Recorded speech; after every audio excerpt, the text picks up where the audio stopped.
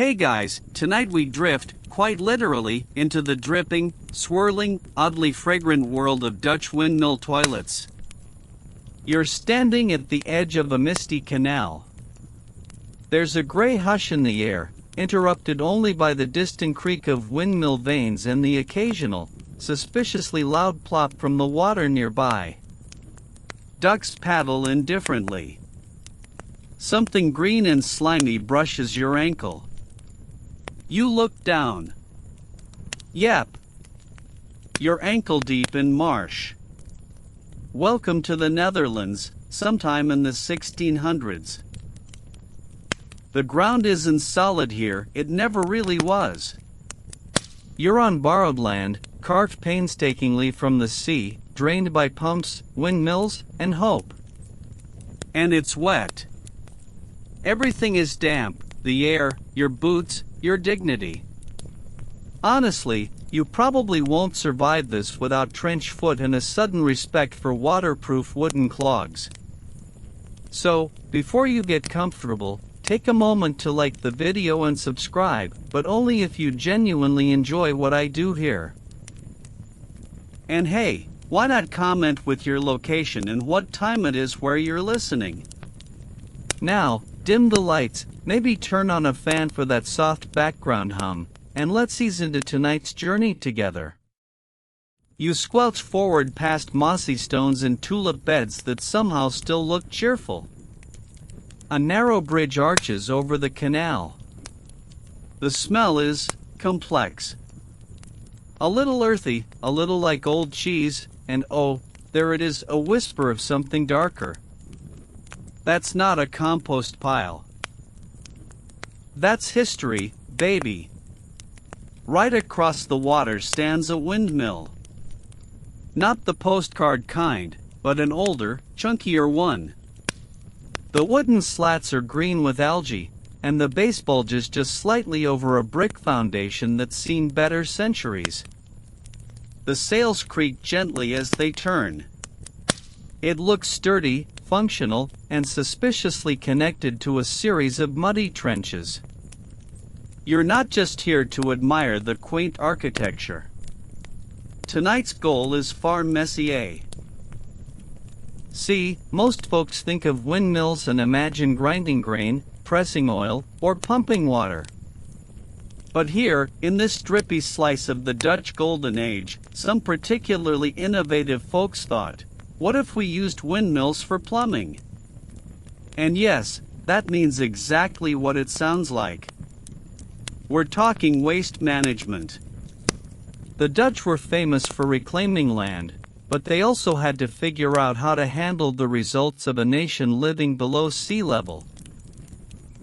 With nowhere for the waste to go, windmills started doing some very unexpected multitasking. You duck into a cottage where a woman in a thick apron nods at you. Her wooden floor creaks underfoot, but she seems unconcerned.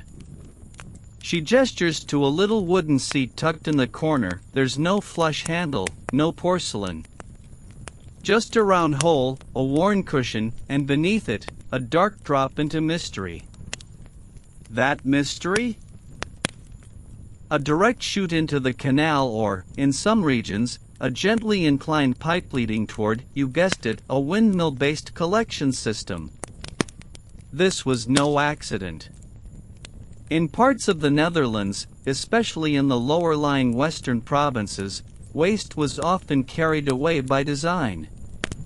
Windmills turned shafts that powered screws, wheels, or pumps, and sometimes those mechanisms were adapted to transport more than just water.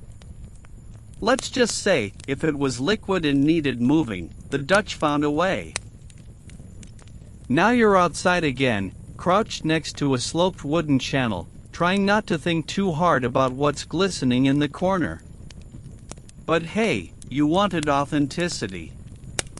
One mainstream historical fact, windmills in the Netherlands were routinely used to drain water from the land into higher canals, keeping the reclaimed polder lands habitable. That meant constant pumping, often via Archimedean screws or scoop wheels, powered by the ever-reliable wind. Here's your fringe tidbit. In some of the oldest mill designs, particularly in areas where human settlement was dense and municipal systems non-existent, villagers did pipe their household waste into the same canals and trenches that windmills were draining. The result? A soggy, sloshing system that blurred the lines between engineering and gastrointestinal roulette. And historians still argue whether these windmill waste systems were clever solutions or just desperate improvisations. Some claim it was ingenious use of existing infrastructure. Others think it's a myth, a historical exaggeration muddied by inconsistent records and poor sanitation habits. You wander to the edge of the mill's foundation, or a covered hatch leads down to a sump. The smell is eye-watering. You hear something scurry. Probably not a rat. Hopefully. But here's the magic: somewhere in this building, powered by the air itself, was a rotating mechanism designed to move that waste. Not treat it. Not compost it. Just push it somewhere else. To modern minds, it's grotesque. But to the 17th century Dutch, it was just Tuesday. With land constantly under threat of flooding and very little elevation to work with, they had to innovate. There were no underground sewer systems like in Rome. Gravity didn't help. Everything had to be pushed out. You sit for a moment on a cold stone ledge and think, this is the kind of history no one puts in textbooks. It's not about kings or battles or revolutions.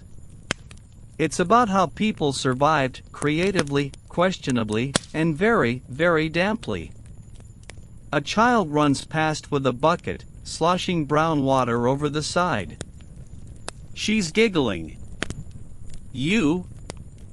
Less so. Still, there's something charming in the way the village just accepts it all: the mess, the wet, the wind. Life here has always been a little moist, a little improvised, and definitely a little fragrant. The wind picks up, the mill groans into faster rotation, and you swear you hear something sloshing in the pipes below. You lie back on the grass, the smell somehow fading into the background.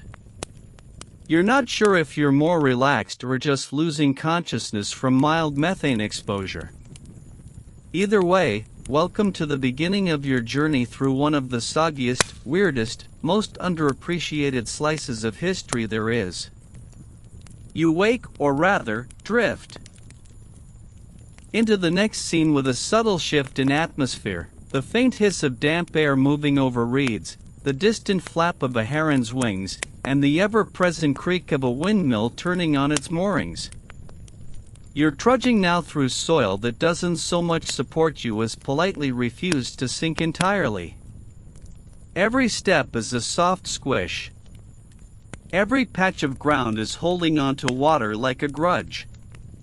Why is everything wet? Because, quite simply, the Netherlands is basically one big soggy pancake trying not to drown.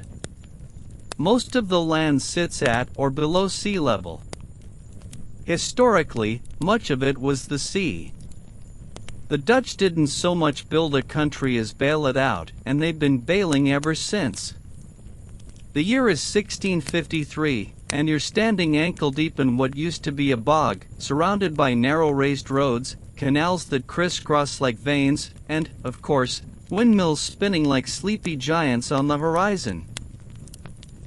You glance toward a cottage and see laundry flapping in the breeze, sheets that will never fully dry.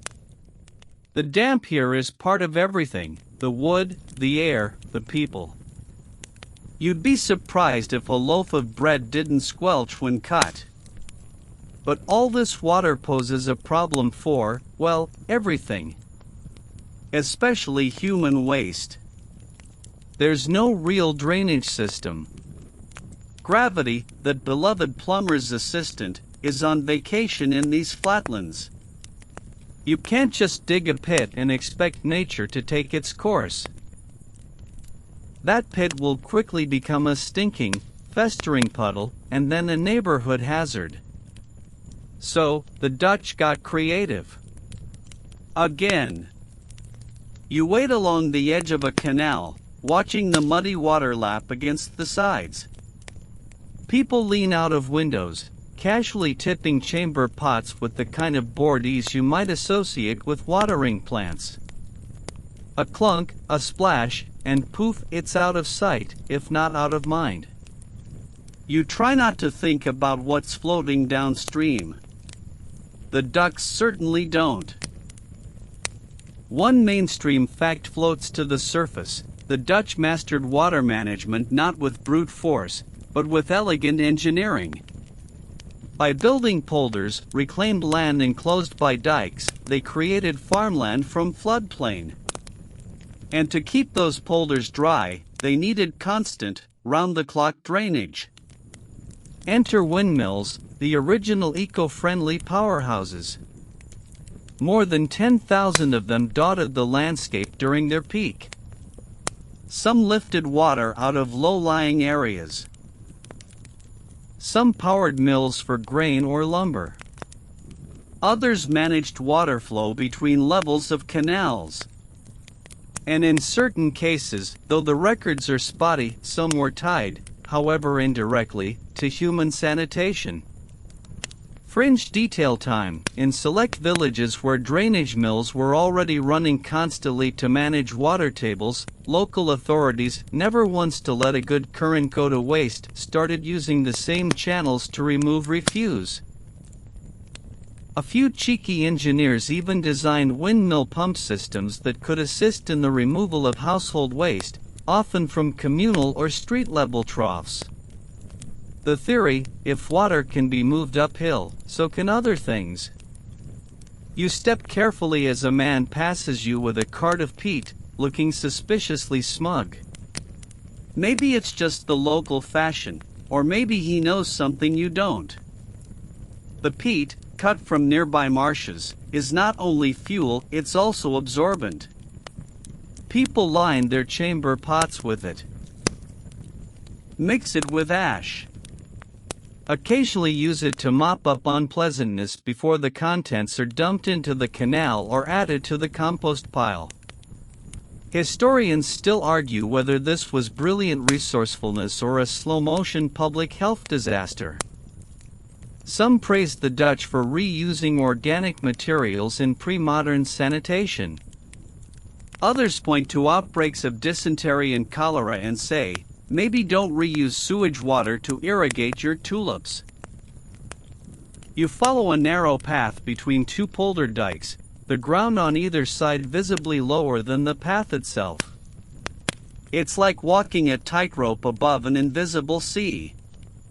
The wind pushes against your shoulders, carrying the scent of wet grass, old bread, and the occasional whiff of something you really hope was fertilizer. On the right, you pass a small wooden shack, its door slightly ajar. Inside, a rudimentary toilet, a wooden bench with a hole, a pail beneath, and a long pipe leading away directly into the canal. Gravity's not doing the work here. Somewhere down the line, a wind-powered mechanism is creating enough pressure to nudge things along. The Dutch didn't have the flush toilet, but they did have ambition. You pause to watch as a mill's gears turn slowly, pulling water up from the lower polder into the higher canal. Each scoop is deliberate, patient, and absolutely relentless. That scoop wheel, spinning all day, didn't care what floated in with the water. It just moved whatever was there. And sometimes, that included more than just rain runoff. Imagine being the miller, adjusting the angle of the sails, tending the gears, and occasionally having to clean out the more biological clogs. Not exactly a romantic profession, but an essential one. No mill, no drainage. No drainage, no dry land. No dry land, no farms. No farms, no cheese. And no cheese? Civilization collapses. You start to see the genius in the system, gross as it is. Everything is interconnected: the water, the waste, the mills, the people. Nothing goes unused. Everything gets redirected, repurposed, or repackaged. The wind doesn't care what it spins. The water doesn't care what it carries. The Dutch, well, they just learned to live with it all: damp boots, soggy ground, and an unwavering dedication to staying just above sea level. You sit for a moment on a wooden fence, letting the wind play with your hair. The view stretches far. Flat fields, grazing sheep, and windmills with sails like lazy arms reaching for the sky. There's something oddly peaceful about it. Even knowing what's in the canals. Your eyes close a little. You can still hear the soft whomp-whomp of the sails, the distant splash of water, and the occasional snore from a cow who's seen too much. You're not just learning history. You're marinating in it. You're wandering now through the tighter heart of the village, where the canals shrink into ditches and the thatched roofs lean a little too confidently over narrow streets. It's early morning, and you catch the faint sound of someone scraping a chamber pot clean, metal against wood. You try not to flinch. But this is the real business of history: less powdered wigs and treaties, more waste buckets and splinters in unfortunate places. So let's talk toilets. Or, more accurately, let's talk what people did before toilets. In 17th century Dutch towns, especially the poorer or more crowded ones, sanitation was both everyone's problem and no one's job. You peek behind a cottage, just a few crooked beams and a pile of oyster shells, and find a little outhouse. The door creaks as it swings open. Inside, a narrow bench with a round cutout, and beneath that, well, if you're lucky, just a wooden bucket. If you're unlucky, a short drop into a pit that hasn't been emptied since the last king. These were known as privy pits, and yes, they were exactly as glamorous as they sound. Privies might be shared between several families, or even by an entire street if space was tight. They filled up slowly, or quickly, depending on how enthusiastic everyone was, and when full, the contents had to be carted off by a brave soul known as a tonnenboer, or barrel farmer. Picture a man in high boots, hauling around a wooden barrel of human waste with about as much dignity as a soggy shoe. But if that sounds unpleasant, wait until you hear about chamber pots. Every household had one. They were kept under beds, under benches, tucked away like porcelain secrets. And every morning, they had to be emptied, usually into the canal or gutter. Some households had a designated pouring place outside their front door, with a little hatch or spout. And if you were feeling lazy, just chuck it out the window with a polite warning yell. Paw up! Look out! Followed by a splatter. One solid historical fact here: Dutch cities in the early modern period struggled with waste management. Amsterdam had some rudimentary street cleaning and even a few underground drains, but in smaller towns and rural areas, there was no formal sewer system. Waste went wherever it could be sent. Now for the quirk. In some fancier homes, particularly among the wealthier merchant class, chamber pots were designed to be fancy. Like gold-leafed and hand-painted with cherub's fancy. Nothing says social status like relieving yourself into fine porcelain. And yes, Historians still argue whether this widespread lack of centralized waste disposal had more to do with engineering limits or a cultural indifference to smells. Some believe the Dutch were just pragmatists, tolerating the unpleasant for the sake of function. Others suggest they didn't even notice anymore when the whole country smells faintly of cheese, peat smoke, and canal water. What's one more contribution? You cross into a narrow alley. A cat watches you from a windowsill, unimpressed. Below it, a small stone gutter trickles with suspiciously colored water. You wonder, how often did people get sick? The answer, predictably, is often. Dysentery, typhoid, and summer fevers regularly swept through towns, especially in warmer months when the canals grew thick and sluggish. You'd think that might prompt some sanitation reform, but reforms require coordination, and the Dutch, brilliant as they were at infrastructure, mostly focused on keeping water out of the land, not out of the gutters. Still, the waste had to go somewhere. That's where windmills began to factor in. In regions like Friesland and Holland, where large polder areas required constant drainage, windmills didn't just manage rainwater and seepage, they could also move liquid refuse, especially when canals were shallow and still. You approach a low barn with a curious lean to it, the whole structure tilting toward a narrow ditch. Inside, a series of slanted wooden planks guide liquid downhill. It smells rich. You realize this wasn't just a barn.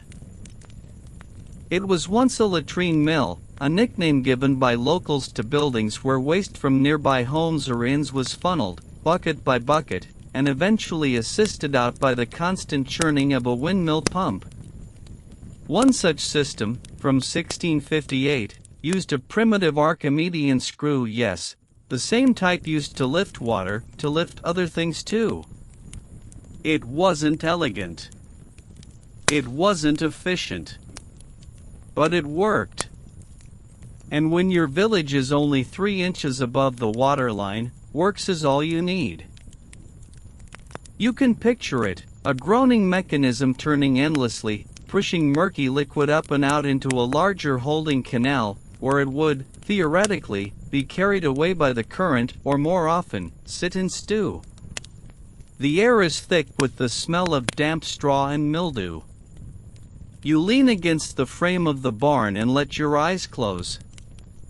It's strange, almost cozy. You realize that for all the grossness, there's something deeply human about these systems. They're not glamorous, but they're clever. Not ideal, but absolutely necessary. And the people? They just lived with it. Daily life didn't pause for bad smells. Children played hopscotch over gutters. Merchants sold fish beside waste-streaked alleys. Life rolled on, damp and determined. A passerby nods at you, carrying a woven basket of turnips and what looks suspiciously like a mop soaked in vinegar. Homemade disinfectant? Possibly. A failed stew? Hopefully not. You follow a little boy skipping along the path, dragging a stick through the water like he's steering a ship. He stops next to a canal-side outhouse, peers in, shrugs, and walks on. You realize he probably doesn't even smell it anymore. A duck splashes, flaps its wings, and flies off with a loud whack whack whack. The breeze shifts. For a moment, it smells almost sweet, like hay and salt and sunshine on wet stone. You step back from the barn and glance once more at the wooden channel sloping toward the windmill. It's crude. It's absurd. But it's history. And, oddly enough, it's working. You're moving again, this time drawn by the rhythmic groaning of timber and the slow, dignified thump of vanes turning against a bright, cloud-speckled sky. The windmill ahead stands tall, its wooden body darkened by time and moisture, its sails slicing the wind with gentle resolve. But tonight, you're not here for the view or the milling of grain. You're here to uncover what lies beneath. You cross a little footbridge and arrive at its base, where moss creeps along the stone foundation and the air has a strange weight to it, part humidity, part anticipation. The mill's front door is crooked, worn by wind and weather, and it groans as you push it open. Inside, cool, dusty shadows, and the overwhelming scent of old wood, damp hay, and oil. This isn't just a mill. It's a machine, a living thing powered by nothing more than air and genius. The wooden gears. Some as wide as a dinner table interlock like teeth in a giant's smile. Chains rattle faintly. Ropes sway. The sails above turn, and every part of this creaky marvel responds in kind. The whole structure hums with wind-born life. Most people know windmills for one thing, grinding grain. And yes, in many places, that's exactly what they did, taking sacks of wheat or rye and crushing them between massive stones. But in the Netherlands, especially in the lowland provinces, windmills were often built for water management. The terrain demanded it. Polders needed draining, canals needed balancing, and rain had an annoying habit of sticking around. This particular mill is one of the more clever types, a drainage mill. Its lower level contains a wide wheel, angled just so, that scoops water up from a lower basin and tosses it into a higher canal. All powered by the turning sails above. No coal. No motors. Just physics, wood, and wind.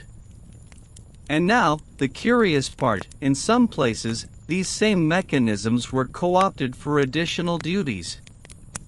Specifically, moving liquid waste away from settlements. Why? Because people were desperate for solutions, and no one liked their backyard turning into a latrine. One solid historical fact: windmills like these were integral to keeping Dutch land usable. Without drainage, fields would flood. Roads would vanish. Homes would sink. So millers were essential workers. Part engineer, part caretaker, part weather-obsessed philosopher. But here's your fringe detail. Some communities developed what you might call a dual-use system. Waste collected in communal pits or private chutes could be sluiced into shallow canals that connected, sometimes discreetly, to drainage mills. And in at least a few well-documented, if eyebrow-raising, cases, the mill's pump systems were slightly modified to push more than just rainwater.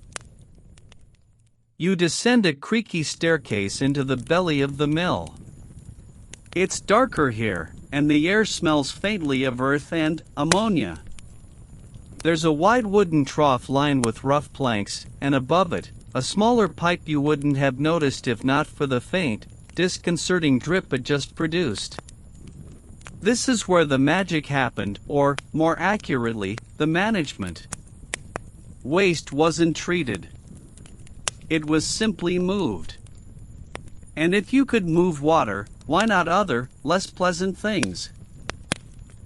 Now, historians still argue about how widespread this practice really was. Some claim these stories are exaggerations, colorful footnotes in the grand tale of Dutch engineering. Others point to maps, town records, and architectural oddities that suggest a more, shall we say, inclusive definition of what these mills handled. You touch the edge of a wooden wheel just lightly. It's slick, cold. Somewhere outside, the sails catch a stronger gust, and the entire room shifts with a deep clunk as gears adjust their spin. You hear water rushing, see it trickling down a narrow chute toward a side canal. What else was carried with it, centuries ago? Best not to ask. The miller, if he were here, would know. He'd rise early, check the wind, adjust the vanes, grease the gears.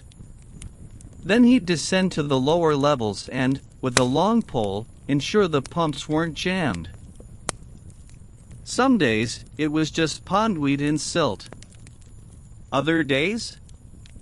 More fragrant blockages. You imagine the miller's family upstairs, the smell wafting up the floorboards, everyone politely pretending it wasn't happening.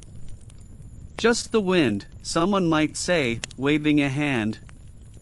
Must have shifted the smell from the sheepfold. In truth, everyone knew.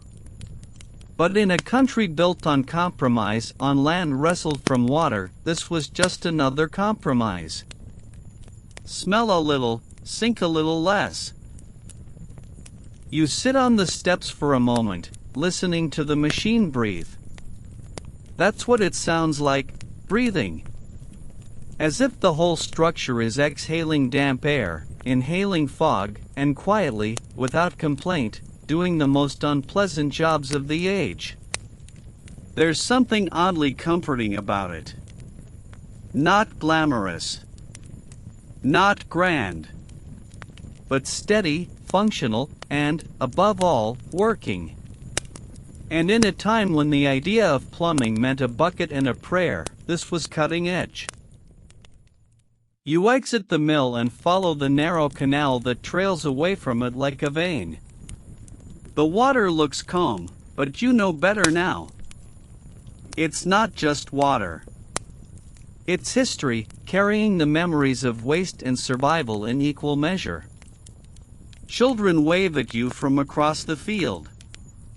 A dog barks once, then returns to chewing something it found in a ditch. You try not to think about what.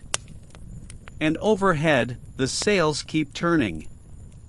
The sky dims slightly as a cloud rolls past the sun. You feel a chill, not unpleasant, just enough to remind you that the wind never stops. Not here. Not ever. And as long as it keeps blowing, these mills will keep moving, pushing water, pushing stories, and, occasionally, pushing things you'd rather not think too hard about. You find yourself now standing beneath a hulking wooden frame, its structure jutting out at odd angles from the back of a windmill like some forgotten scaffold. It doesn't look like much. Just a slanted chute leading from an upper level down into the murky ditch below.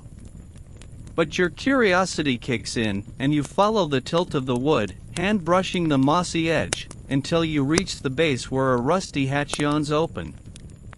You're looking at what is, depending on your level of optimism, either an early feat of sanitation engineering or one of the more questionable decisions in the annals of plumbing history. Let's talk poop chutes. As towns expanded and families packed closer together, getting rid of waste became increasingly complicated.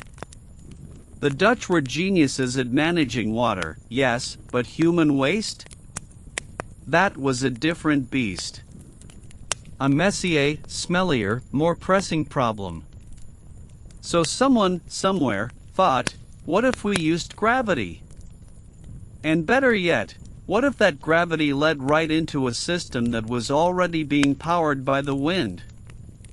Hence, the invention, or at least enthusiastic experimentation, with what some local historians call the back-end shaft. This wasn't an official invention per se. There's no patent or schematic with the words toilet chute proudly etched at the top.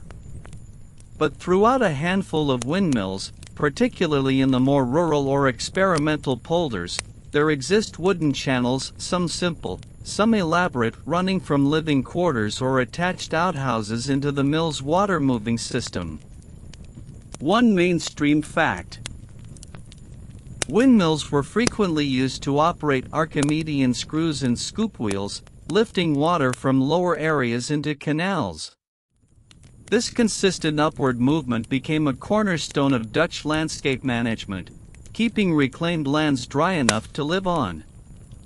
Now just imagine, connecting your privy to that same system.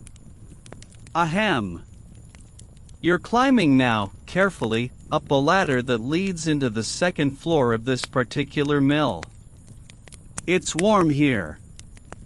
Sunlight filters through slats in golden bars. You can hear the rhythmic groan of the mechanism below, like a sleeping ox shifting in its dreams.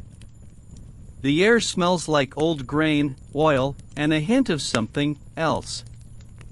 You reach the platform where a side chamber juts out, clearly not part of the original construction. Inside, a simple bench with a round hole. Below it, a slanted wooden chute leading down into what appears to be a side tank or catchment basin. Fringe detail of the day. At least 2 surviving windmills in North Holland feature this exact configuration, an upper-level latrine-style seat that leads into the same channel used for mill water drainage. One even has a carved motto above the seat that loosely translates to, "By wind and will, we flush our fill." Cute. You crouch, inspecting the ancient chute. It's dark, worn smooth by time and, well, other factors. A bucket nearby is filled with peat ash and early deodorizer. You suddenly feel enormous sympathy for the poor miller's apprentice who had to clean this thing out during a dry spell. Historians still argue whether these features were purpose-built or simply cobbled together as needs arose. Was this a sanctioned innovation or just an example of rural pragmatism at its soggiest? The lack of formal records, unsurprising, given the subject matter, has left the scholarly community in, shall we say, a bit of a stink. You open a small wooden hatch that looks out over the fields. The air is fresh here, finally. Below, water sparkles in the canal, and you can see where the waste channel emerges, disguised among reeds. It's not obvious unless you know what you're looking for. But you do now. A stork watches you from a nearby fence post. It blinks once, judgmentally. You descend again, back into the belly of the windmill. The scoop wheel turns lazily, its thick wooden paddles sloshing through brackish water. You try not to imagine what else it may have carried in its centuries of service. And yet, there's an undeniable brilliance to it all. These mills didn't just grind grain or drain fields, they handled the unglamorous logistics of daily life. Waste wasn't a private affair. It was a collective burden. And when gravity wasn't enough, wind took over. Back outside, you follow a narrow track past a row of low sheds. One has a faded diagram pinned to its wall, perhaps an old maintenance chart. You squint. There's the mill structure, the channel, the water screw. And yes, a tiny arrow labeled AFL. Waste. You step into the field beyond, where the air smells cleaner and the grass is less soggy. You sit.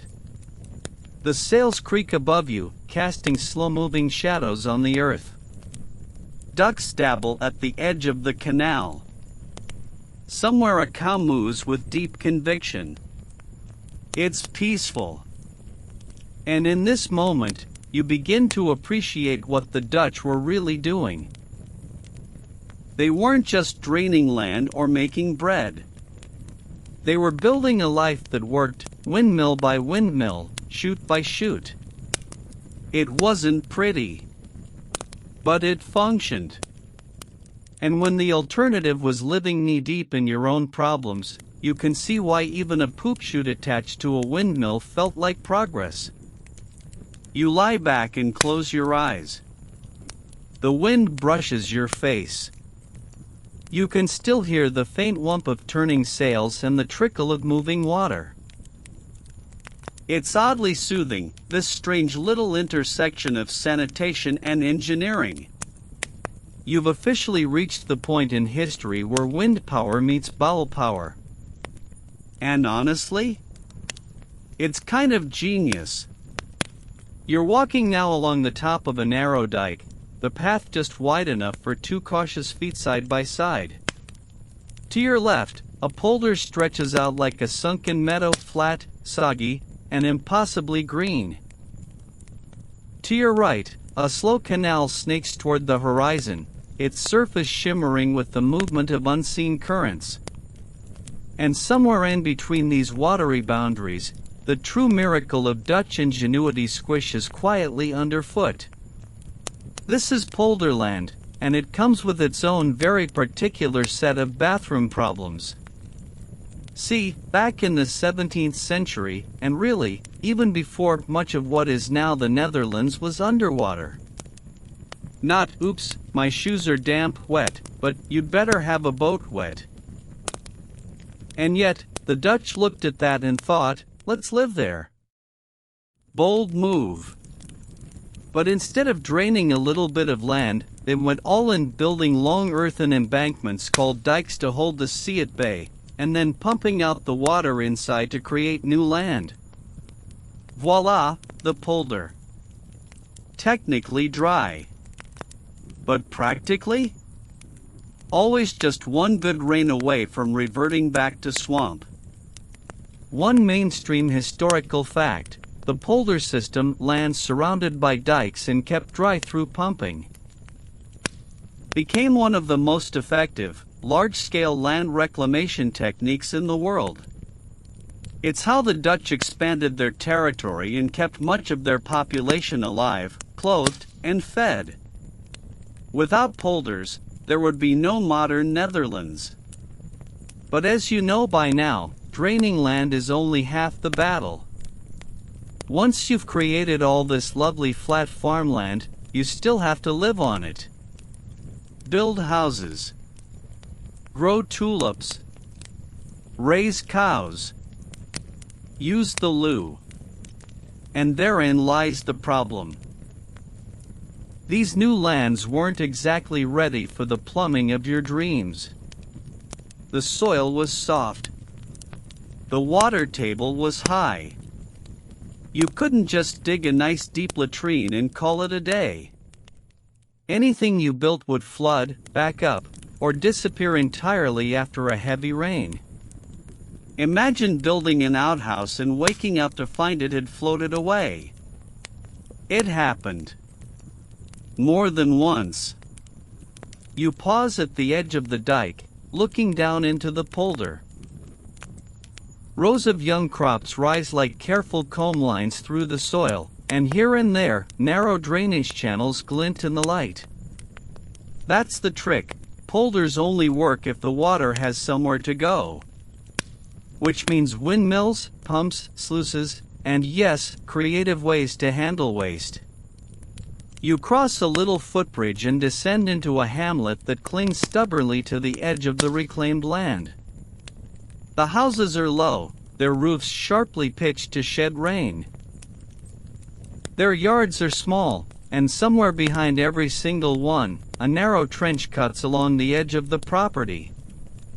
This is the reality of early polder living. Instead of burying your waste, you diverted it. Usually into the same shallow ditches used to drain rainwater and seepage from the fields. It all mixed together: rain, runoff, and whatever the neighbor had for dinner last night. Fringe detail time. Some polder villages developed complex seasonal strategies to handle their, liquid assets. In dry months, waste was allowed to settle in low catchment pools, then ladled into carts and hauled away to be used as fertilizer. In wet months, It simply drifted along with everything else, out through the mill-pumped channels and into larger bodies of water. You pass a man in tall boots carrying 2 buckets on a yoke. He tips his hat to you as he trudges toward a field lined with faintly steaming compost. You try not to breathe too deeply. This isn't just agriculture, it's sanitation by spreadsheet. Every drop accounted for, every runoff calculated. The margins are thin. One broken dike, one overfilled ditch, and suddenly you're back to square one, living in a soggy soup with no good place to sit. Historians still argue whether this constant balancing act was truly sustainable or just an endless crisis delayed by good weather and clever engineering. Some say the Dutch managed their waste with grace and foresight. Others suggest it was more like juggling torches over a barrel of fish guts, impressive, but destined to end badly. You sit on a wooden stile, looking out over the land. A flock of geese honk their way overhead. A child nearby is poking at something in a ditch with a stick. You choose not to ask. Instead, you listen, the soft burble of water, the distant hum of a windmill, and the quiet rustle of reeds in the breeze. You follow the ditch back toward the mill, noticing how every home has a slight dip leading from its back wall into the trench. These weren't decorative. They were functional conduits, grooved boards or even clay pipes, designed to help redirect household liquids, including, well, everything. It wasn't considered impolite. It was expected. Waste wasn't private. It was communal, like bread or gossip. And yes, in many cases, these small trenches led directly toward a drainage canal pumped by the nearest windmill. And if that windmill was especially industrious, it might be pumping for multiple villages at once. Imagine the contents of a dozen households winding their way through the same wooden trough, lifted by the same wheel, and dumped unceremoniously into the same receiving basin. And still, it worked. Mostly. You make your way back to the edge of the dike and rest there, looking out over the strange and beautiful world the Dutch had built. All of it, every last square meter, was borrowed from nature and maintained by constant vigilance. The windmills turned. The ditches drained. And through it all, people lived, cooked, worked, and relieved themselves. It wasn't glamorous. It wasn't even dry. But it functioned. And when your entire world is only a few inches from becoming a swamp again, functioning is more than enough. You lay back in the grass, damp but oddly content. The sails of the nearest mill cast lazy shadows across the fields. A frog croaks somewhere nearby. You've never been so surrounded by water, and yet so safe from it. At least for now.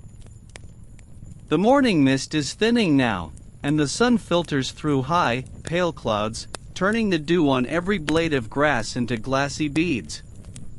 You're walking a dirt path flanked by reeds and wooden fences, and ahead, framed like something out of a very soggy fairy tale, is another windmill. But this one's different. Less grand. More intimate. It's the kind of place that smells faintly of bread, livestock, and human stubbornness. You've arrived at the home and workplace of a miller. Someone whose job wasn't just to operate the machinery of wind and water, but to quietly handle the dirtiest logistics of village life.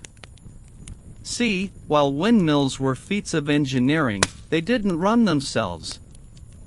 Each one required someone, often a whole family, to live on site, monitor wind direction, manage gears, repair sails, and most relevant to our journey, occasionally poke at the waste shaft with a stick. This mill is small, 2 stories of tilted timber and stone, with a sloped roof mossy enough to qualify as its own ecosystem. You step through the creaking doorway into the main floor. Inside, sacks of grain are piled in one corner, and tools hang neatly from pegs.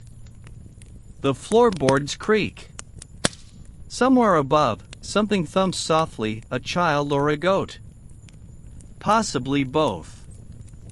But you're not here for flour.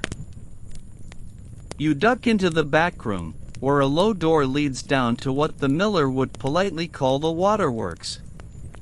The air is thick and stale, and your feet find muddy ground. There, half buried in the stone wall, is a wooden sluice gate, its handle damp and worn smooth. Beyond it, the channel gurgles faintly. Here's your mainstream fact: sluice gates like this were vital components of early Dutch water control. They allowed millers to manage the flow of water between canals, polders, and drainage basins, regulating levels with surprising precision, all by hand. Now here's the fringe twist: in some windmills, especially in isolated communities without formal waste removal services, these same sluices may have been used unofficially to flush household waste into the same channels used for field drainage.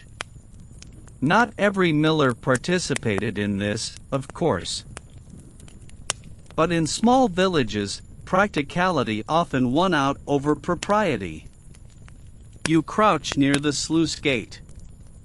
There's a thin metal rod nearby, likely used to poke debris loose. And by debris, we mean everything from leaves to livestock, to less charming things. The miller had to manage it all. Early in the morning, late at night, in freezing fog or midsummer stink. The wheel turns. The water must move. Historians still argue whether these waste sluice systems were designed on purpose or grew out of a series of convenient accidents. Was it a conscious decision to use wind power to move more than just water, or just something that happened when everyone got tired of hauling buckets? You stand, ducking under a low beam, and return to the main room.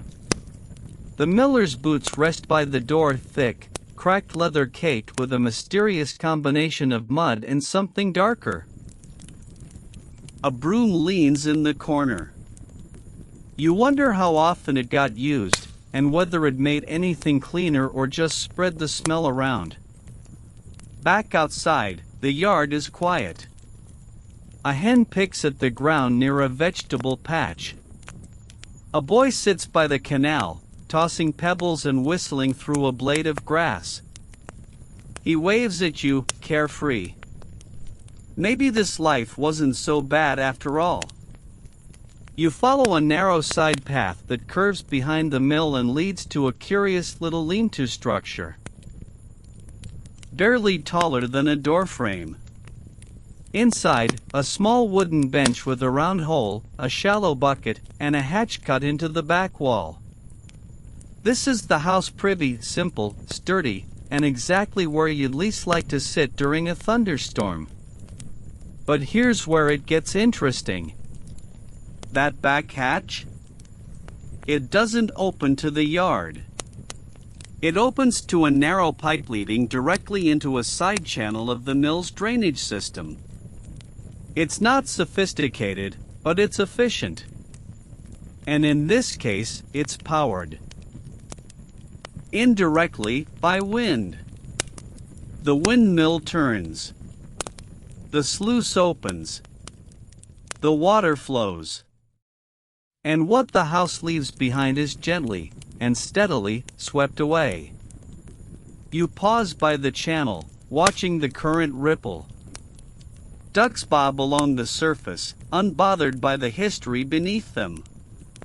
It's all part of the ecosystem now: water, wind, and waste in delicate choreography. You imagine the miller's daily routine. Check the sails, clean the gears, grease the crankshaft, nudge the waste sluice open if it's getting too full. It's not the sort of thing that ends up in heroic ballads. But for the families who lived on this wet wedge of earth, it was essential. Keeping the water moving meant keeping the land livable. And yes, it also meant occasionally wading into a trench to unstick a blockage with a very long pole and a prayer. The wind picks up, whistling gently through the reeds. The sails above creak into a faster rhythm, their shadows spinning lazily across the field. You close your eyes and breathe in. There's still a trace of dampness, but also something warm, baking bread, perhaps. Maybe this mill isn't just a toilet with a hat. Maybe it's a home.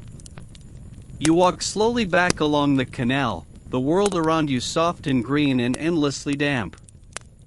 Everything here works harder than it looks, especially the miller. You're squatting behind a town hall now. Not a glamorous place to be, admittedly, but stay with it.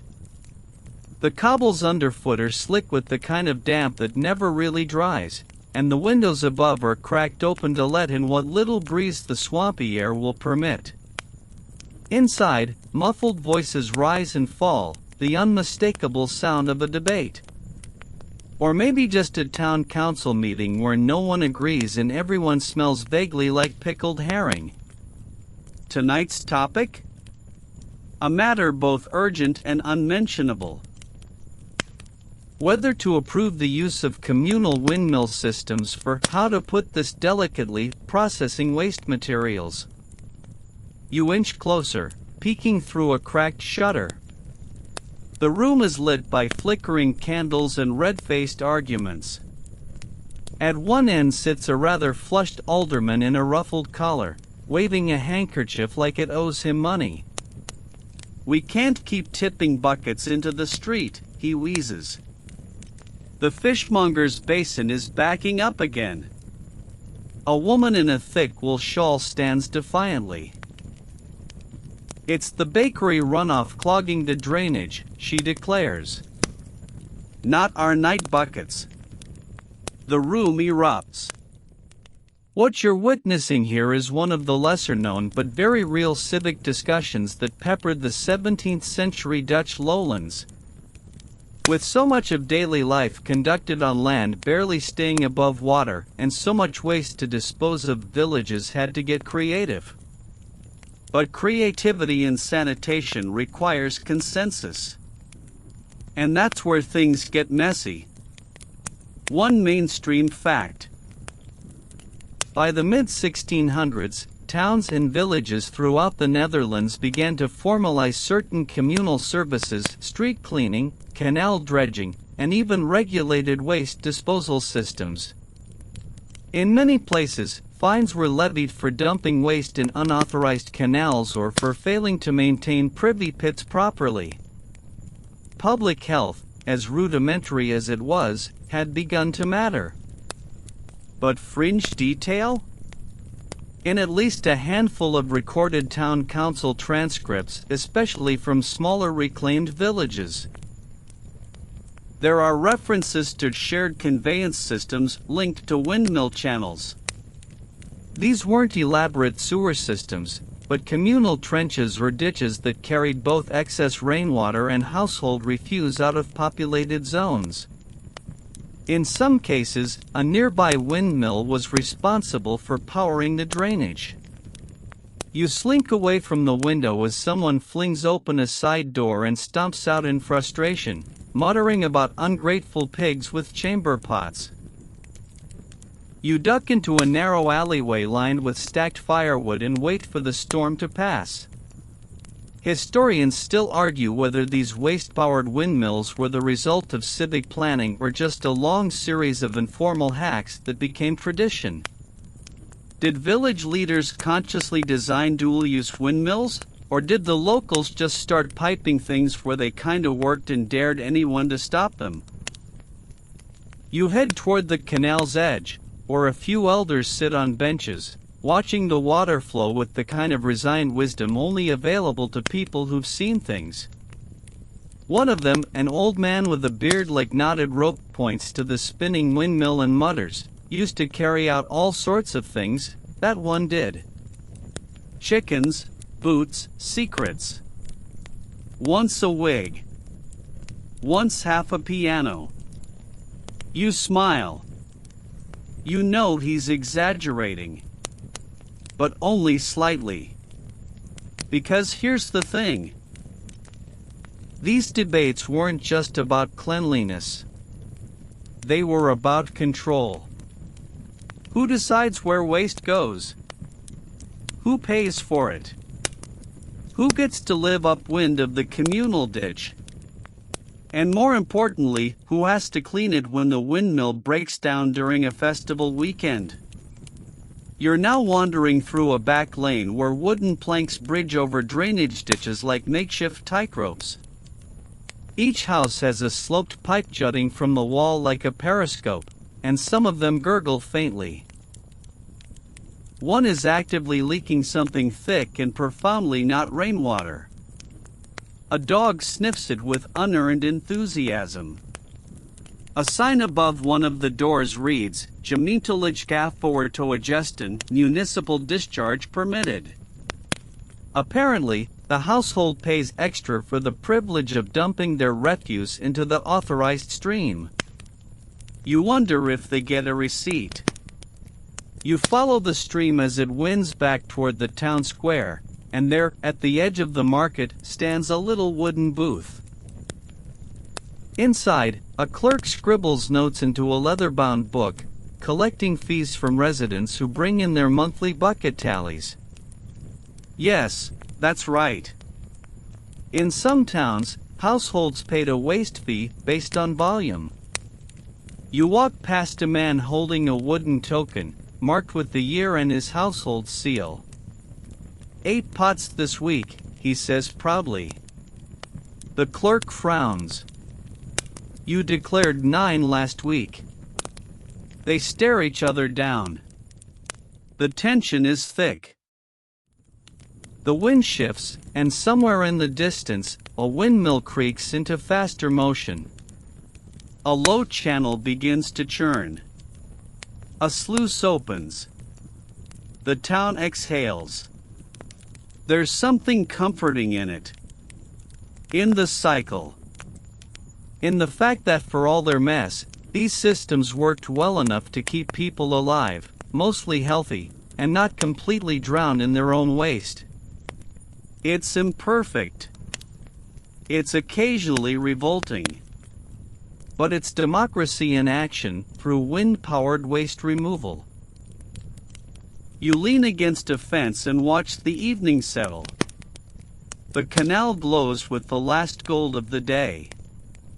A cart rolls by with barrels sloshing ominously. Somewhere behind you, the town council has started shouting again. But here, where the water flows and the wind spins, everything feels briefly balanced. You smile, just a little. Because in a world built below sea level, arguing about toilets powered by windmills is not just logical, it's essential. You're following a man now. Not in a suspicious way, he's leading you quite openly, whistling as he pushes a wooden wheelbarrow filled with, well, let's just say it's a heavy cargo. Sloshing. Fragrant. Covered with a tarp that definitely isn't fooling anyone. He turns down a narrow lane, flanked by low brick houses with flower boxes in the windows. Children wave as he passes. One shouts, "That one's full today, Peter?" He waves back cheerfully and replies, "Got a record breaker from the bakery." You've entered the world of early sanitation economics, a topic so rich with unintended comedy that even the dullest historian eventually chuckles. See, when windmills began to play a role in waste disposal, however limited or improvised, they didn't just solve a problem. They created a business. A new service. A little ecosystem of hauling, draining, sluicing, and charging fees for the privilege of not having to deal with the worst parts of bodily existence. The man, Peter, you gather, stops at a little shed marked with the words Gemietelage Kieramhaning, Municipal Lease Enclosure. He unlatches the door, rolls the wheelbarrow in, and begins the noble process of tipping his cargo into a trench lined with wood planks. Somewhere below, you hear the slow churn of a scoop wheel beginning to turn. This is a windmill run waste station. Not for grain. Not for pumping water from the fields. This mill, or at least its side channel, was leased to the town for the express purpose of helping carry away the less glamorous side of human living. And you guessed it, there was money involved. Here's your mainstream fact. 17th century Dutch municipalities often leased communal infrastructure, mills, warehouses, even toilets, to private individuals or families. These lessees were allowed to collect fees, maintain the property, and profit within limits. It was a blend of public oversight and private entrepreneurship. And now the quirk: in some towns, windmill-adjacent waste sluices were monetized.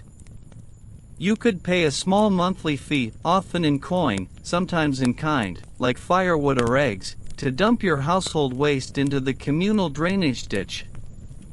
Or, if you were thrifty, you could rent the use of the windmill's output channel for a brief, splashy moment of personal disposal. Peter comes back out, wiping his hands on a cloth that immediately goes into a bucket labeled, "Don't use this one." He chats with another man, who's arrived with 2 buckets tied to a pole over his shoulder. "New baby," the man says. "We're doubling output." The 2 men laugh. And here's where the economics get even weirder. Some towns, recognizing that waste was both a nuisance and a resource, started charging not just for dumping, but for collecting. That is, they'd scoop up the solids from communal waste pits, dry it, sort of, and sell it as fertilizer to farmers just outside the town. It was the circle of life, Dutch edition. You pause to read a warn sign nailed to the wall: "All waste not declared at the town registry shall not be sluiced. Fine shall be levied in florins or peat. No exceptions." Magistrate, 1662. The audacity of this, charging citizens for the privilege of flushing into a canal powered by wind, is almost admirable. And yet, it worked. People paid. Municipal ledgers from the era show entire line items dedicated to waste sluicing, waste hauling, and windmill sluice maintenance. It was a real, if not especially fragrant, part of the economy. Historians still argue whether this waste-based economic model was sustainable or exploitative. Was it a clever early version of municipal services, or just a creative way for mill owners to cash in on everyone else's bad digestion? Some records show conflict. Villagers arguing over fee hikes, or accusing millers of oversluicing and flooding downstream farms. You follow a narrow channel back toward the mill itself, stepping carefully on planks laid out like a low, wobbly boardwalk. You reach a junction where 2 sluices meet, one for field water, one clearly darker in shade and considerably more lively. Overhead, the windmill sails turn slowly, powering the entire operation without a whisper of complaint. And now, the piece de resistance. A little toll booth. Yes, a toll booth, run by an old woman with a stern expression and a slate board. You watch as she marks a tally beside someone's name. A younger man hands her 2 coins and walks away lighter, bucket empty. He grins at you as he passes. "Cheaper than paying my brother to do it." She looks at you. "Got anything to declare?" You shake your head. "Just admiration." she snorts. That and a shovel will still leave you knee-deep by morning. You sit for a moment near the edge of the sluice, watching the flow. It's all so functional, so transactional, so strangely elegant in its refusal to hide the messy parts of life. There were no flush handles, no marble bathrooms. Just a windmill, a ditch, a wheel, and the agreement that we're all in this together, and it needs to go somewhere. You let your eyes close as the breeze stirs the reeds. The sails groan once, then settle into their hypnotic rhythm. You feel the ground beneath you. Damp, ancient, borrowed from the sea. In this place, even the stinkiest part of life helped turn the wheel. You're standing at the edge of a village courtyard now, watching as a group of chickens scatter away from a man in an apron yelling at a cow. The cow, it seems, has chosen a poor location for its morning constitutional right in the middle of a waste channel connected to the windmill's drainage system. You can tell from the man's expression that this isn't the first time. "You clumsy beast, you've blocked it again," he groans, gesturing dramatically at the churning water. The cow blinks, unconcerned. It begins chewing a turnip it definitely wasn't given. This is a story of clogs and consequences, where early sanitation met early livestock management in a showdown as inevitable as sunrise. Because while the Dutch were masters of design, even the best engineered systems had a fatal weakness: stuff gets stuck. It turns out that combining rainwater runoff, household waste, chamber pot slurry, the occasional broken boot, and one too curious goat creates the perfect recipe for a clogged sluice channel. One mainstream fact: early Dutch drainage channels often required constant maintenance to prevent blockages, especially in towns where household waste and agricultural runoff were combined. If the windmill-driven scoop wheels encountered resistance, they could stall, overflow, or even worse, force the water back toward the village. And when that happened, well, no one got any sleep. You follow the exasperated man as he wades into the trench with a long wooden pole, poking at the muck and muttering dire threats to every barnyard animal in a 1-mile radius. A few children gather to watch. One offers encouragement: "Try the left side, Mama said that's where the butcher's bone went." The man grumbles and jams the pole again.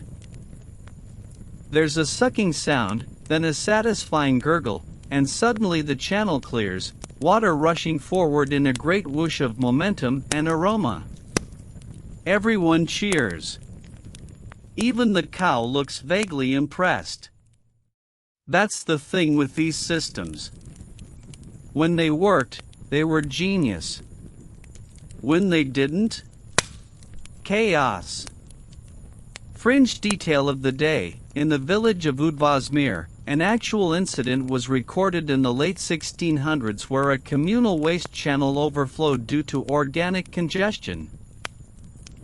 Specifically, a sack of potatoes, a bundle of clogs, and what historians delicately referred to as unprocessed material. The resulting flood swamped several homes and ruined a wedding cake. The bride refused to speak to her uncle for a decade. Such were the stakes of poor flow management. You walk along the now cleared channel. The water moves briskly, though you try not to look too closely at what it carries. The path leads you to the base of the windmill again, where the scoop wheel churns merrily, unaware that it nearly became the victim of a very literal blockage. The miller steps out of a side door, wiping his hands. "Third time this week," he says, not even slightly fazed. "Ever since old Hendrik lost his left boot. It keeps turning up, then vanishing again." You offer a sympathetic nod. "Must be cursed." He smiles. Or very determined. You help him check the sluice. A wooden gate lowered with a crank and watch as the water level adjusts. It's a simple system, raise the gate and the flow increases. Lower it and the backup builds. But if there's a clog? Well, then the entire polder gets a little stinkier. Historians still argue whether these overflow incidents were a design flaw or just inevitable byproducts of trying to do too much with too little. Was it foolish to trust that livestock wouldn't wander into drainage channels? That children wouldn't toss pebbles, dolls, or entire lunches into the sluices for fun? Or was it just life, messy, communal, and constantly on the verge of hilarity? You settle on a fence post near the barn and watch the village carry on. A woman dumps a pot of something steaming into a side gutter. A cat leaps away from the splash with athletic offense. Somewhere nearby, someone starts singing a low, rhythmic working song about bread, wind, and trousers that never dry. And you get it. These weren't ideal conditions. But there was something human in all of it. The improvisation. The maintenance. The inevitable backups and the creative solutions. People adapted. They poked clogs out of drains, they redirected cow paths, and they laughed, because what else are you supposed to do when your entire neighborhood smells like fermented kale water? You think of the stories told by firelight. Remember the year the fish market drain exploded?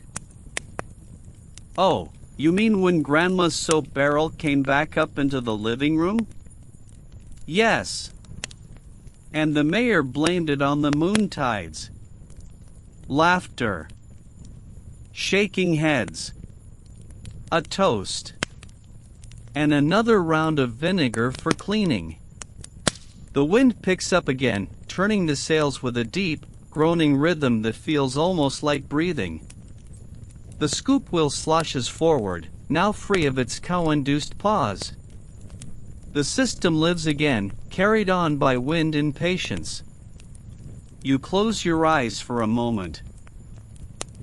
The breeze brushes your cheek. Somewhere in the distance, a duck quacks with deep disapproval. And back in the barn, the cow lumbers toward the grain pile, completely unaware of the havoc it nearly caused. But the drainage flows again. The mill turns. And for now, the clogs, both literal and wooden, are under control. You're drifting now along a slow-moving canal, lulled by the gentle lap of water against the boat's sides. It's just wide enough to glide between reed-choked banks and the low eaves of thatched-roof homes that lean lovingly toward their own reflections. The late afternoon sun turns everything gold, and the occasional duck bobs past with aristocratic indifference. It's peaceful here.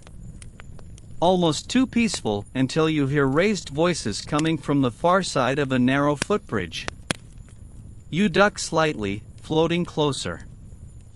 What you're about to witness is a tale as old as sewage. A lover's quarrel over who's supposed to empty the chamber pot. You tie the boat off and climb the muddy bank, approaching what seems to be the back end of a modest household. There, standing near a well-used waste trough, are two young people red-faced, arms folded, and clearly very much in love and equally furious with each other. You said you'd do it this morning, she hisses, hands on hips. I said I'd do it after breakfast. You went and tipped it early. And now the sluice is jammed again. They glare. A long silence. Then both glance down at the long, wooden pipe connected to their household chute, and the suspiciously slow dripping runoff leaking out the side. This is what romance looks like when your plumbing is powered by wind and denial. One mainstream historical fact: in many 17th century Dutch households, waste disposal was a shared domestic responsibility. While upper-class homes sometimes had hired help, most couples, especially in farming or merchant families, split the task. It wasn't just about physical labor. It was about trust, routine, and a mutual understanding of when to dump the pot. Fringe detail?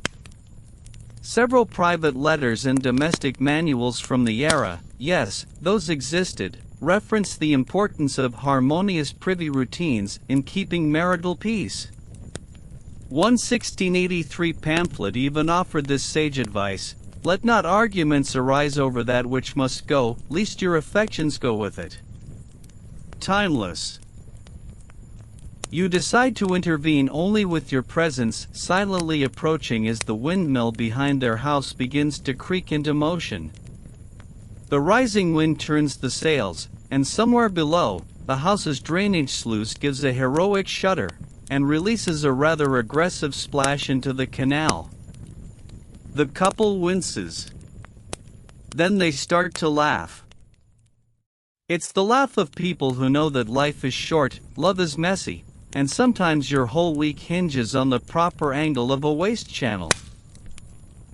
They thank the windmill silently and walk back toward the house, hand in hand now, if still somewhat damp.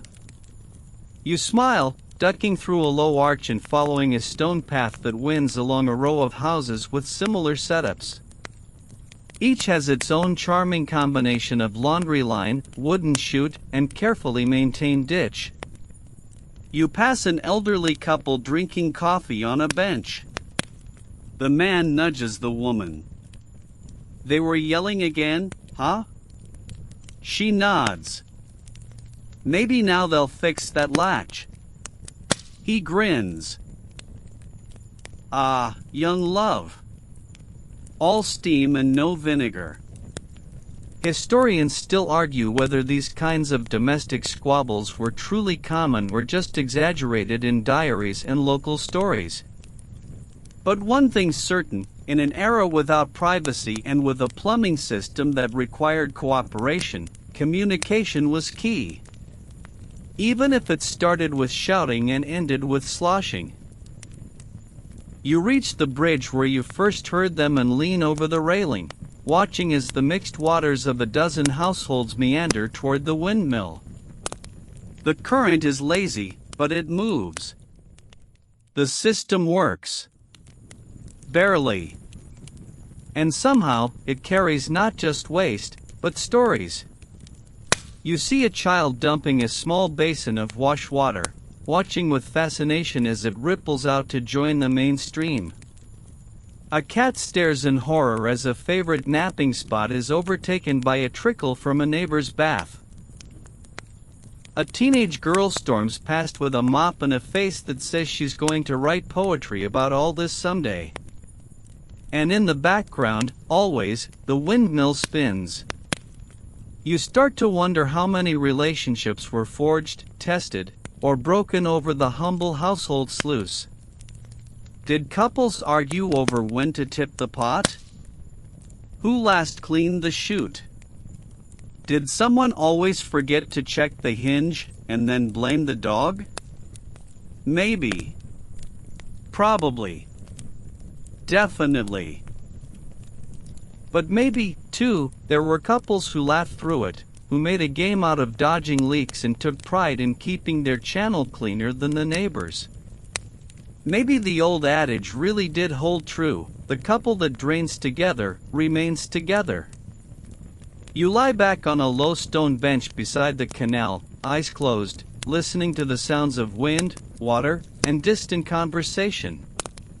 There's a rhythm to this village, like a long married couple finishing each other's chores. The sails creak again.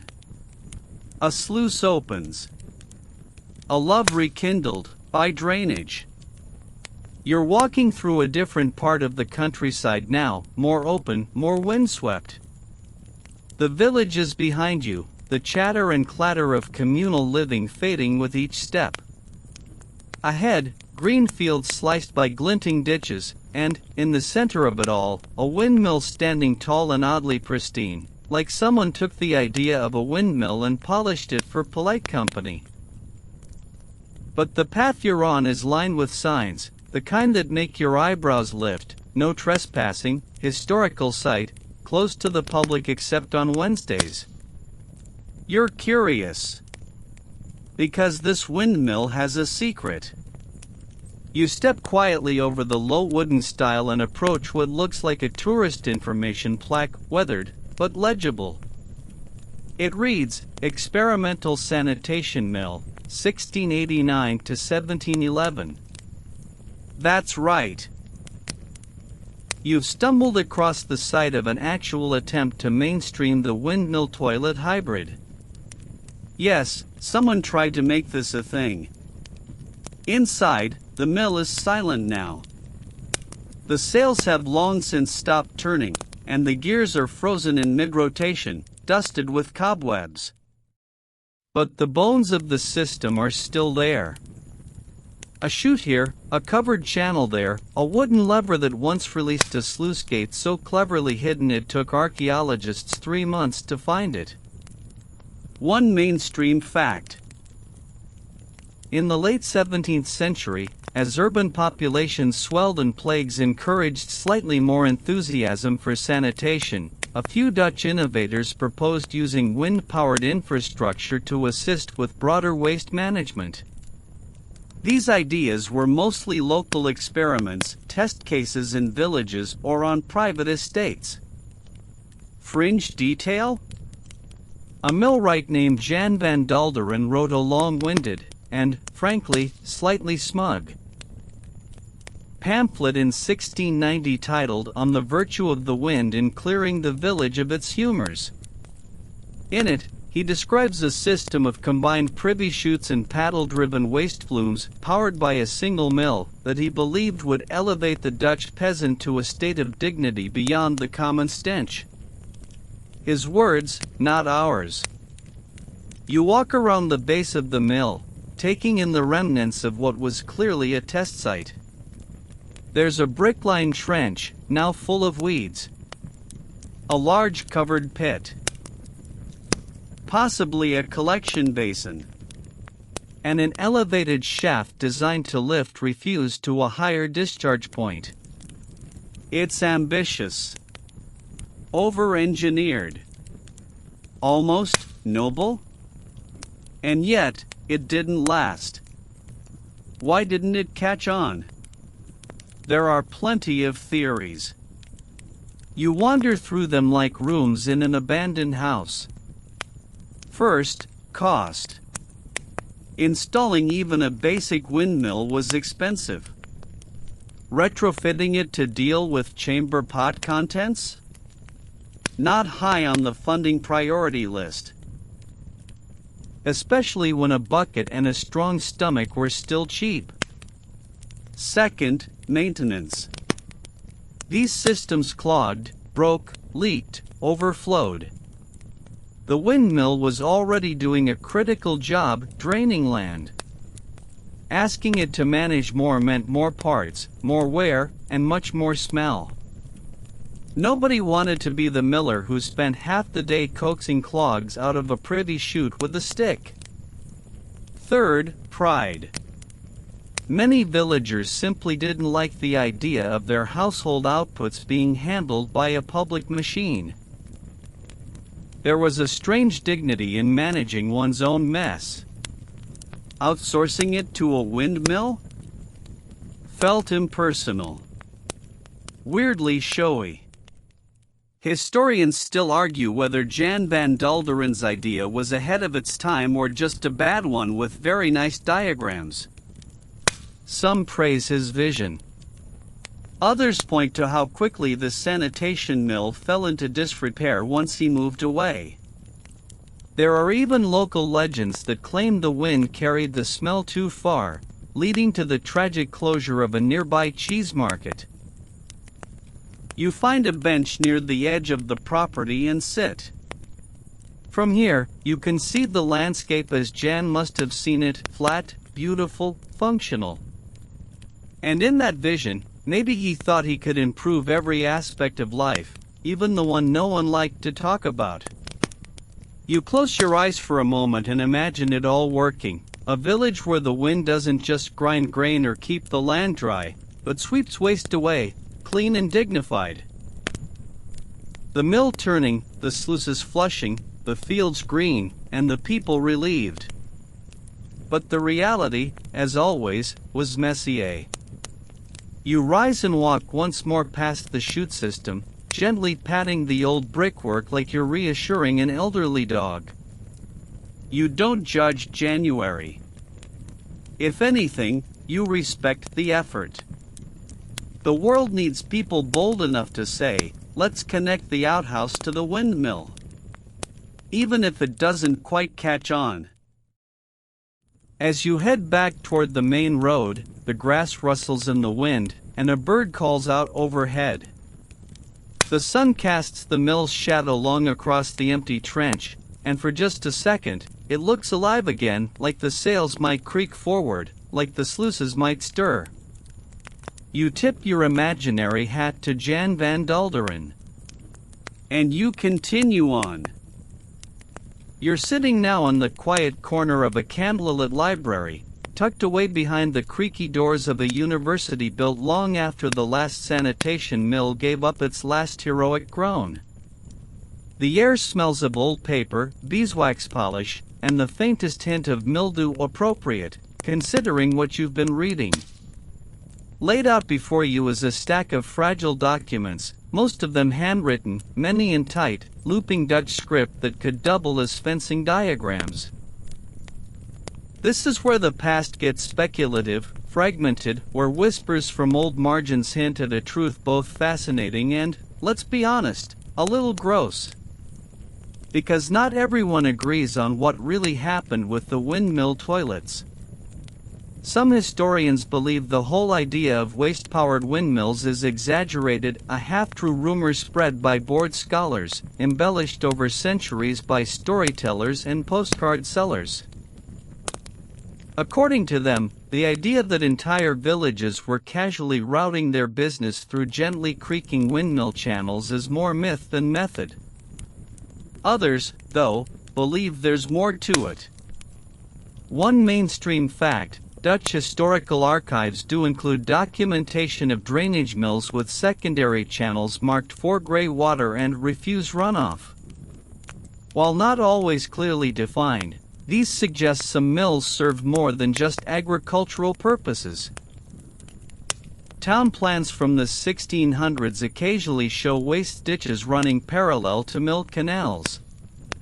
But the fringe detail that keeps popping up and makes certain historians giddy is the occasional drawing or side note referring to the back-end paddle, night sluices, or even, in one unfortunate instance, the scoop of shame. You flip open a thick volume titled Lowland Mechanica, Hidden Functions of the Common Mill. The chapter headings alone are worth the price of admission. Of rotations and rinsings, the windmill privy, fact or farce?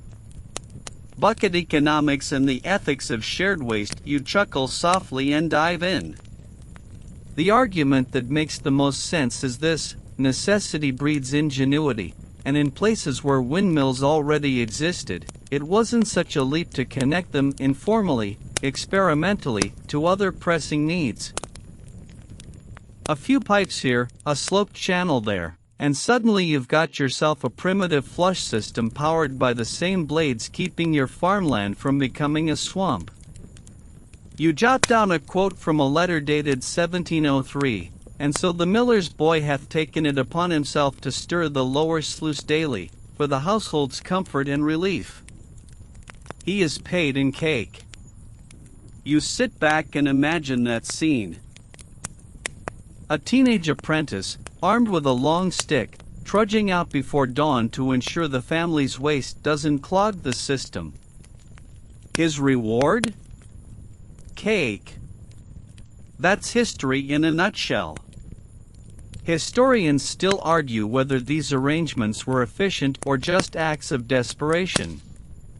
Was the windmill toilet a genuine attempt to advance public sanitation?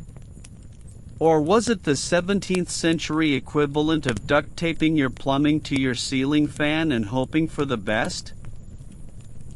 Some scholars say that because there's no uniform design across different regions, the practice was more of a local curiosity than a widespread innovation. Others counter that many rural records were simply never kept, or lost to time, water damage, or perhaps a particularly spirited goat.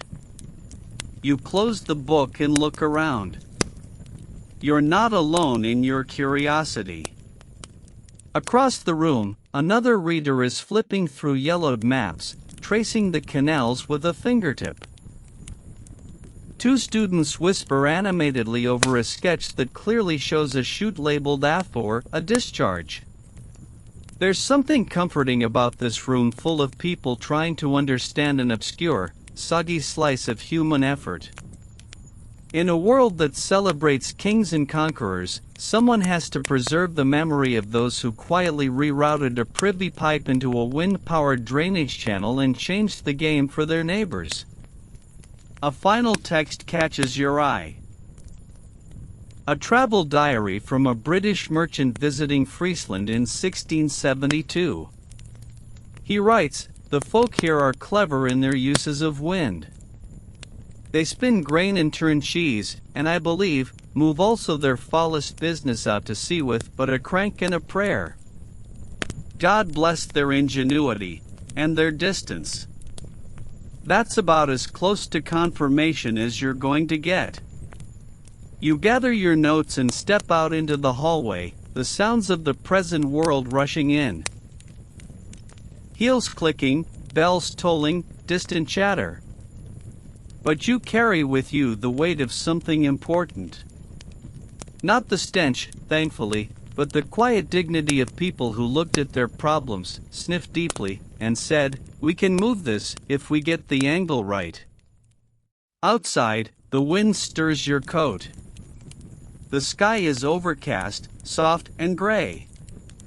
You imagine, just for a moment, that somewhere nearby an old windmill still hums to life. Not just to grind grain or drain land, but to remind the world that history is often more ridiculous and more impressive than we give it credit for. You take one last look at your notes and smile. Let the scholars keep arguing. Somewhere out there, a scoop still turns. You're gliding now along a freshly paved path, clean, bright, suspiciously modern. No more muck. No errant chamber pots. No faint whiffs of communal drainage. Just a light breeze, the soft hiss of tires on rubber, and the distinct sound of a Dutch guide pointing toward the horizon with professional enthusiasm. That's right, you're on a bike tour. Specifically, the Sanitation Through the Ages route, a niche but surprisingly popular path winding past restored windmills, working polders, and a few relics of the Netherlands' smelliest history. You pause at a small, well-maintained mill that now functions primarily as a museum gift shop. It's got pamphlets, postcards, and an impressively honest plaque that reads, "This windmill once processed both water and waste." Not at the same time. Probably.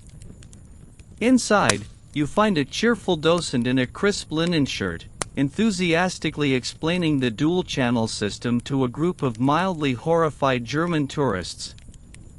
She gestures to a scale model showing how water and waste could be moved using the same wind-powered mechanisms, separated only by wood, faith, and a bit of peat ash. You can't help but grin. The idea has moved from necessity to novelty. From secret shame to quaint attraction. One mainstream fact, across the Netherlands, heritage windmills are preserved not just for their architectural beauty, but for their historical functions. Some are restored to working condition, grinding grain or pumping water. A few even have educational exhibits about their lesser-known alternative plumbing solutions. Fringe detail? In the village of Gethorn, a town famous for its canals and absence of roads, there's a tiny restored mill with a working demonstration toilet chute. It's non-functional, mercifully, but tourists can sit on it for photos and marvel at the nerve of their ancestors. The attraction is lovingly called the Royal Flush. Historians still argue whether these modern restorations sanitize the truth too much, presenting windmill-based waste systems as quirky footnotes rather than the unglamorous, but vital, parts of daily survival. Are we romanticizing a system that barely worked? Or preserving a forgotten kind of brilliance? You duck into another section of the museum. There, under glass, is a real 17th century chamber pot painted with blue tulips and a comically stern goose. The label reads, "For use indoors." Contents emptied into sluices. Cleaned on St. Hubert's Day. Or not. You're reminded that this wasn't just infrastructure, it was culture. These systems carried with them habits, rhythms, even folklore. In some towns, millers were said to know your soul by your sluice. Children believed the windmill would tattle if you used the wrong chute at the wrong hour. And more than one folk rhyme warned of what happened if you ignored your drainage duties. You step outside into the crisp air, and a young guide invites you to see the working scoop wheel. "It's still used to lift water out of the polder," she says brightly. "Though it once carried a bit more than just rain." The crowd laughs politely. You see one tourist lean in to whisper, "Wait, did they really?" And now you're watching the system in motion, the sails turning, the wheel lifting water, the old trough leading out toward a restored canal. It's clean now. Functional. Respected. You ride further along the bike path, passing another windmill. This one proudly flying a flag reading 400 years of wind and work. Children run nearby. An older man is selling stroopwafels. And somewhere behind the mill, a tiny brick structure, an old privy, has been turned into a tiny art gallery. Inside, someone's painted the words, "Flush not the memory of our past." You keep riding. The landscape unfolds around you in flat perfection. Canals slicing the green like glass veins, cows grazing in mathematically satisfying clumps, and windmills still turning, their purpose gently shifting with the times. Here and there, you spot small commemorative plaques tucked into dike walls or beside sluice gates, dedicated to those who kept it moving. Here stood a waste chute. Long may it be forgotten. Thank you, wind. You realize something, this isn't just history. It's healing. A kind of communal therapy through humor, engineering, and a national willingness to say, yes, we did that. And yes, we're proud of it. Sort of. You stop your bike beside a broad canal where the water is impossibly still. The reflection of a windmill ripples gently. Ducks leave V-shaped trails in their wake. The air smells of damp earth, tulips, and maybe, just maybe, the faintest whiff of compost. You sit down in the grass, watching the sails turn. Slowly. Steadily. Like a breath. There's peace here. Not the peace of perfection, but the peace of a people who figured out how to live with what they had, with where they lived, with wind and water and waste. And honestly, that's a pretty great legacy. You're back where it all began now, at the edge of a quiet canal, where the water mirrors the sky so perfectly you're not sure where one ends and the other begins. The sun is dipping behind the horizon, the wind is soft and even, and a nearby windmill turns so slowly it looks like it might just fall asleep mid-spin. This is your final stop in the long, winding journey of the Dutch windmill toilet, and appropriately, it's also the bottom of the barrel. Literally. You're perched beside a stone-lined pit once used to collect overflow from a combined drainage and waste sluice.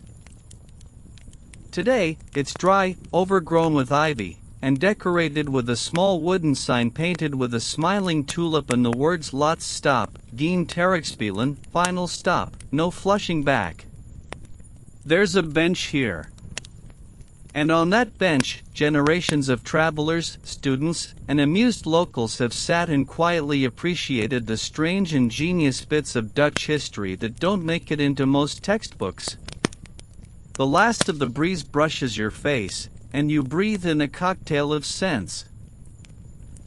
Wet grass, clean air, and a faint trace of peat that your nose, by now, has learned to accept as historical cologne.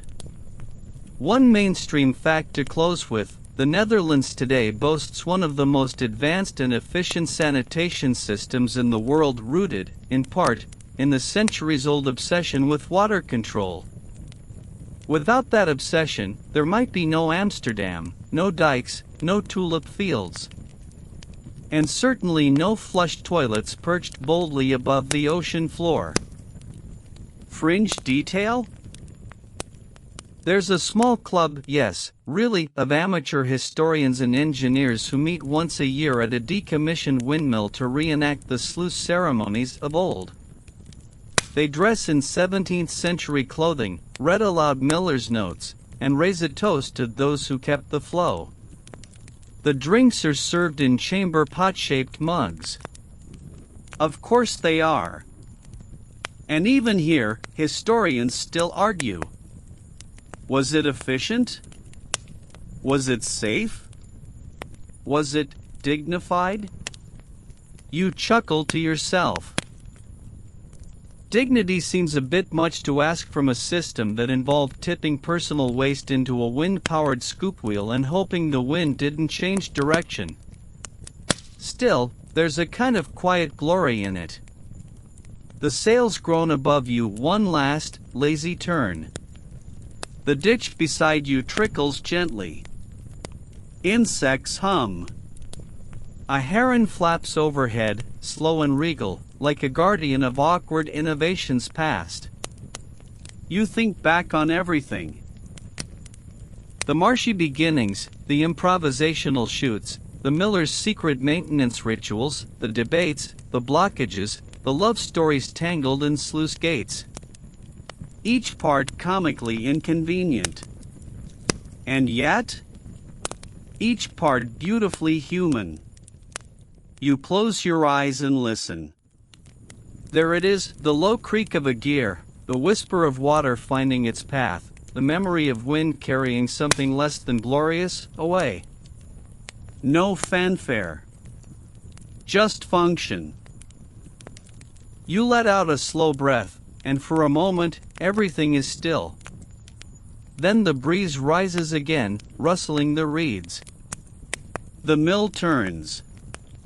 The past flows on. Wind down, 300 words, and now, as the last light fades from the sky and the wind settles into a quiet hush, you feel the day's stories melting into stillness. The canal beside you barely moves. The water has become liquid glass, reflecting the darkening sky, the shape of the mill, and the faint silhouette of a bird perched on a wooden post. The sails above no longer creak. They sway gently, like lullabies in motion, resting after centuries of loyal service. The world feels softer now. The noise of debate, the clatter of buckets, the complaints about blockages, all of it has faded into the hush of dusk.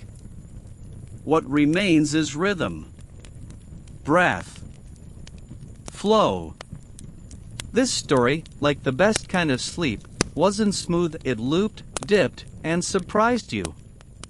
But it carried you. It moved something inside you. Like a good mill, it turned quietly through the night, doing the work that nobody sees. And now it's time to let that rhythm carry you. Let your thoughts settle, like silt at the bottom of a slow stream. Let the images of mossy pipes, windblown sails, and millers poking at mystery clogs drift backward into dreamland. You are safe. You are dry. You are not responsible for unclogging anything tonight. And somewhere, in a far-off field, a windmill stands. It turns slowly, gracefully, with a purpose long since past, but still remembered. Still respected. Let that gentle turn lull you to sleep. Let the past do its quiet work. Let the wind carry you, too. Good night.